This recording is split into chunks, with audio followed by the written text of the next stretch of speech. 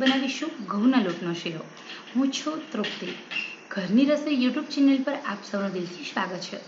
આમ જોઈએ તો આપણે સૌ કોઈના ઘરે વાર તહેવાર હોય ત્યારે ઘઉંના લોટનો શીરો બનતો જ હોય છે।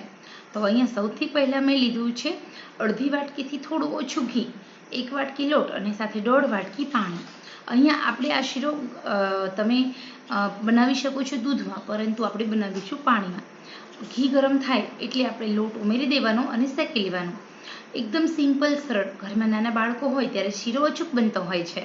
અને આમ પણ આપણા ગુજરાતી ઘરોમાં જ્યારે પણ ઘરે કોઈ ગેસ્ટ આવે છે, મહેમાન આવે છે ત્યારે કે પછી વાર તહેવાર હોય ત્યારે ભગવાનના પ્રસાદ માટે પણ શીરો તો બનતો જ હોય છે। આજે આપણે શિવંશ માટે સરસ મજાનો ઘઉંના લોટનો શીરો બનાવીએ અને આજે મંગળવાર છે તો પ્રસાદી પણ કરીશું માતાજીને। તો અમારા ઘરે દર રવિવારે અને મંગળવારે એક સ્વીટ ભગવાન માટે સરસ બને છે।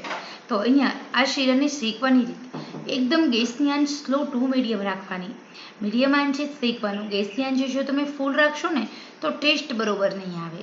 અહીંયા તમે જોઈ શકો છો એકદમ ધીમે ધીમે 4 થી 5 મિનિટની અંદર કે વધીને 6 મિનિટ થશે, પરંતુ ધીમી આંચે તમે શીરો શેકશો તો ખરેખર એકદમ મસ્ત ટેસ્ટ આવે છે। તમે સુખડી બનાવો, તમે લાડવા બનાવો, જ્યારે પણ લોટ શેકવાની વાત આવે છે ત્યારે તમારે એને મીડિયમ આંચે શેકવાનું છે। જ્યારે શિયાળામાં તમે વસાણું બનાવો, મેથીના લાડુ કે તો પણ તમારે એકદમ મીડિયમ આંચે જ ઘઉંના લોટને શેકવાનો। અહીંયા આપણે શીરા માટેનો જે ઘઉંનો લોટ છે, અહીંયા આપણે એકદમ ઝીણો રોટલીનો લોટ આવે એ જ લીધો છે, જાડો લોટ લીધો નથી। અને આવી રીતે ધીમા ધીમા તાપે એમનેમ શેકવા દેવાનું।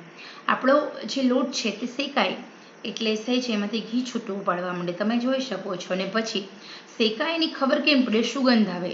સુગંધ આવવા લાગે એટલે તરત શેકાઈ જાય? ના, તરત નથી શેકાતો, થોડો કાચો હોય છે। સુગંધ આવે પછી પણ આપણે મીડિયમ આંચે 2 મિનિટ તો શેકવો જ પડે છે। હવે સહેજ અમથો કલર ડાર્ક થઈ ગયો છે, ઓકે। તો અહીંયા તમે જોઈ શકો છો આપણો કલર સહેજ અમથો ડાર્ક થઈ ગયો। હવે આપણે શેકાય એકદમ પરફેક્ટ શેકાય એટલે આપણે એમાં ધીમે ધીમે પાણી ઉમેરવાનું। બધું પાણી એકસાથે નથી ઉમેરવાનું। અહીંયા આપણા ભાલના ઘઉં છે એટલે આપણો શીરો વ્હાઈટ બને, બાકી બીજા ઘઉં હોય તો ફટાફટ લાલ થઈ જતો હોય છે। ધીમે ધીમે એકદમ ધીમે ધીમે પાણી ઉમેરતા જાઓ ને તો તમારો શીરો મીઠાશવાળો બને, છૂટો બને, ચીકાશ વગરનો બને અને નાના મોટા સૌ કોઈને ભાવે એવો બને। તો અહીંયા આપણે પાણી બધું જ ઉમેરી દેવાનું, પરંતુ ધીમે ધીમે ઉમેરવાનું અને હલાવતા જવાનું। પાણી પહેલી વાર ઉમેરેલું બધું બળી જાય ને પછી આપણે ફરી બીજું પાણી ઉમેરીશું। એવી રીતે પાણી ઉમેરી અને બધા કહેતા હોય કે શીરામાં ખાંડ ક્યારે ઉમેરવી? જો તમે ગોળનો શીરો બનાવો તો આપણે પાણી ગરમ કરવા ઉકાળ્યું ને એમાં જ ગોળને ઓગાળી દેવાનો, અને ખાંડ બનાવો તો જ્યારે પાણી બધું ઉમેર્યું ને તમે એ બધું પાણી બળી જાય, ઘી છૂટું પડે એ પછી જ ખાંડ ઉમેરજો, તો તમારો શીરો વધારે ટેસ્ટી બનશે। અહીંયા તમે ઇલાયચી, કાજુ બદામ, ખાંડ, દળેલી ખાંડ પણ નાખી શકાય, એવું નથી કે આખી જ ખાંડ નાખવી, ટેસ્ટ અકોર્ડિંગ। અમારા ઘરમાં મને ડાયાબિટીસ છે અને બાકીના કોઈને ગળ્યું ભાવતું નથી એટલે એકદમ આપણે સ્વીટ બનાવીશું, એકદમ સ્વીટનેસ ઓછાવાળો કે ઓછી ખાંડનો। તમે અહીંયા અમે ખાંડનું પ્રમાણ એકદમ ઓછું ઉમેર્યું છે, પરંતુ હા, તમારા ઘરે જો કોઈને ડાયાબિટીસ ન હોય ને બધા સ્વીટ ખાતા હોય વધારે પડતું, તો તમે આરામથી આમાં ખાંડ ઉમેરી શકો છો।